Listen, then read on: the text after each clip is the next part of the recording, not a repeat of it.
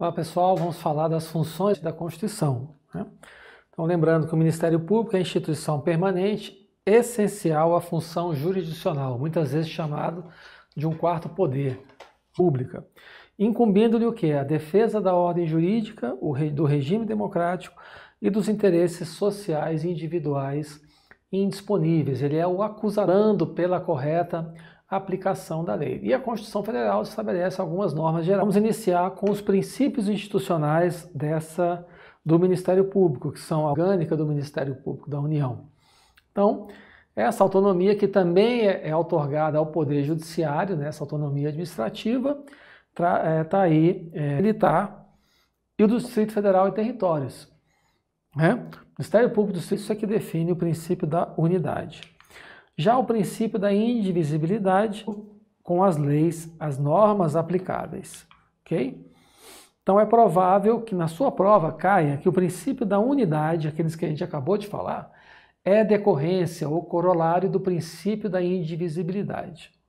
Na verdade é o contrário. O princípio da indivisibilidade é que é uma decorrência natural do princípio da unidade. Porque se eu pertenço a um mesmo órgão, se todos nós pertencemos ao mesmo órgão do Ministério Público, não há problema entre um membro substituir a outro no curso de um processo, diferentemente do juiz, que cada juiz é um órgão judicial.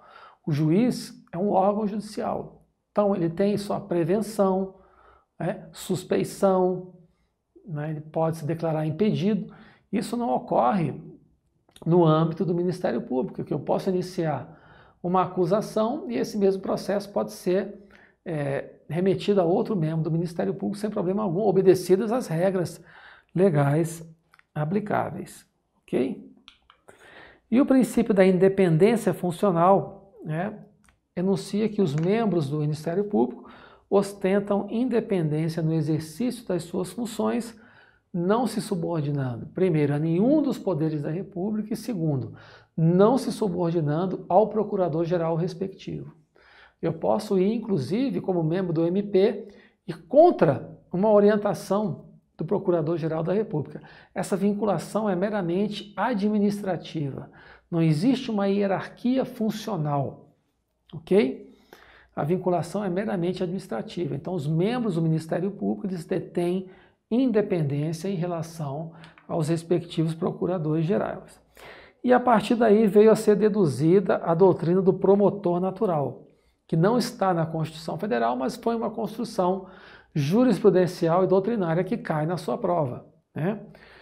Ao integrante do parquê ou do Ministério Público é assegurada a defesa mesmo em face do Procurador-Geral, ou seja, o Procurador-Geral ele não vincula a atividade dos seus membros, dos membros do Ministério Público. Que eu estou dizendo Ministério Público Federal. Então, apesar de não se confundir com o princípio do juiz natural, lá para o caso, ele não é prevento, não existe prevenção do membro do Ministério Público, esse princípio proíbe denominações casuísticas. Para determinado processo, eu quero que cuide o promotor tal. Para esse processo aqui da Lava Jato, eu quero que o fulano de tal seja Ele pode até designar para uma força-tarefa, mas não pode fazer isso de forma casuística, ad hoc. Então, isso impede justamente a figura do promotor ad hoc, escolhido a dedo para aquele tipo de tarefa. E a atuação do promotor natural é garantia da imparcialidade da própria sociedade, que não quer ter um promotor vinculado a determinadas orientações ideológicas, filosóficas ou tendenciosas, para conduzir aquele processo. Lembre que, apesar de ser o acusador por excelência, o Ministério Público não está obrigado sempre a oferecer denúncia. Ele pode, inclusive, no curso do processo, emitir um parecer no sentido de que não encontrou provas suficientes da autoria ou da materialidade, ou de que os elementos colimados nos autos não são suficientes a formar culpa, ou não são suficientes a formar a responsabilização administrativa ou civil. No caso de uma ação civil de improbidade administrativa, por exemplo, ele tem total liberdade de fazer isso. Ele não está obrigado sempre a oferecer denúncia e nem ao longo do processo ter o mesmo posicionamento que ele teve no início. Ele pode muito bem ter oferecido a denúncia, determinado a realização de diligências, determinado inclusive o inquérito, ele pode determinar o inquérito policial. Não é o Ministério Público que faz o inquérito, veja bem, ele não faz o inquérito, mas ele pode determinar. E ao final do inquérito, ao final das investigações, ele pode chegar à conclusão de que aqueles elementos não são suficientes para a formação de culpa e opinar, emitir um parecer pela não continuidade do processo. E o juiz pode acolher ou não esse parecer. O que é que decidiu a ministra Carmen Lúcia, lá no habeas corpus 92885 do Supremo? Nenhuma afronta ao princípio do promotor natural existe no pedido de arquivamento dos autos do inquérito por um promotor de justiça. Então, o promotor de justiça, ele determina o arquivamento e outro promotor oferece a denúncia, né? Indicado pelo Procurador-Geral de Justiça. O Procurador-Geral de Justiça indicou um outro promotor e falou, olha, esse inquérito que foi arquivado, oferece uma denúncia nele, uma outra denúncia, após o juízo local ter considerado improcedente o pedido de arquivamento.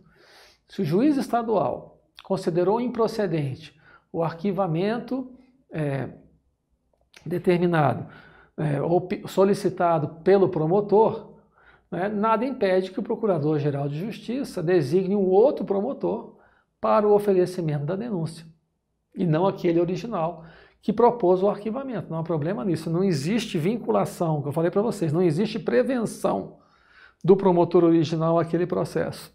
Isso é que o Supremo decidiu aqui. E o que é que decidem as bancas, né? O que é que colocam as bancas, né? Com relação a esses princípios institucionais? Olha a questão do CESP, agora de 2020, do Ministério Público do Ceará. O membro do Ministério Público que atua em Tribunal de Justiça discorda do decidido em um acordo da Corte e pretende recorrer. Percebe, contudo, que o tribunal acolheu integralmente o que foi preconizado para o caso pelo promotor com atuação no primeiro grau, ou seja, o tribunal acolheu a tese do procurador, do membro do Ministério Público que estava atuando lá na Justiça de primeira instância. Nesse caso, o membro do parquê poderá recorrer devido ao princípio institucional da independência funcional. Corretíssimo, né? Ele não está vinculado, o promotor original do caso não está vinculado ao processo, ainda que o Tribunal de Justiça tenha acolhido a tese suscitada pelo promotor ACO, ou seja, o promotor que atuou na instância inferior, lá atrás, junto ao juiz de primeira instância. Pode. O membro do Ministério Público ele tem total liberdade, que funciona junto ao Tribunal de Justiça, ele olha aquilo e não concordo. Não concordo com essa tese e vou recorrer. Ainda que seja uma tese diametralmente oposta àquela suscitada pelo membro do parquê lá na primeira instância. Isso é a manifestação do princípio da independência funcional dos membros do Ministério Público.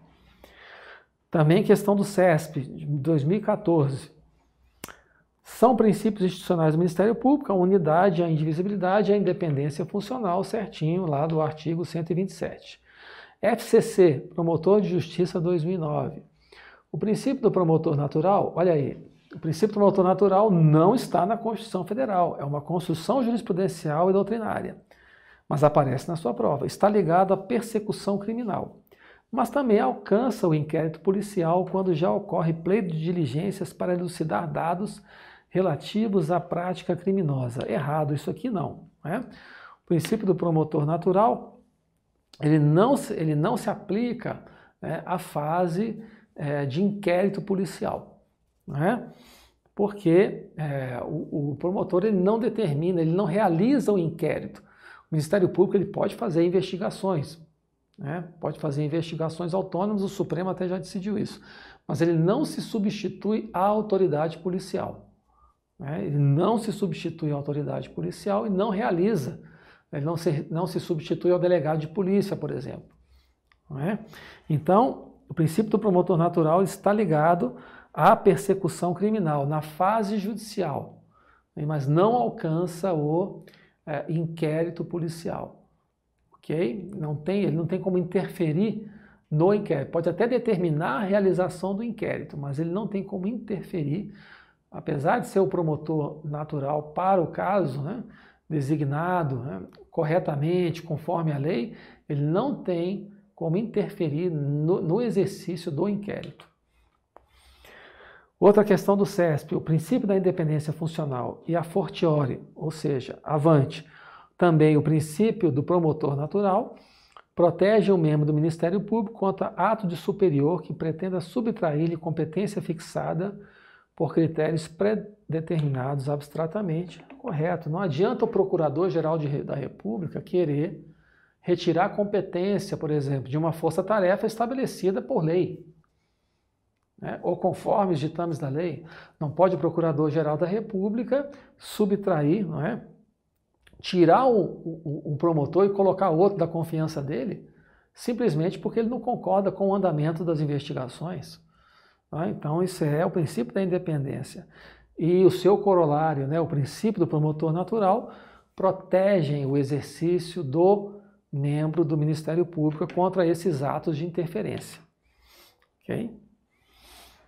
O que é que o Supremo falou aqui? O recebido princípio não impede que, em situações estritas e definidas em lei, seja afastado o promotor de justiça, né, ou removido da promotoria de que seja titular. Se ficar comprovado de que o exercício das tarefas ou dos trabalhos daquele promotor não está conforme a lei, que está atuando de forma tendenciosa, ou se ele está, não é, negociando ilegalmente com o advogado da parte, ou se ele está... Então, isso pode acontecer? Pode, claro. Então, nesse caso, ele pode ser retirado e não há violação do princípio do promotor natural, que há ilegalidade.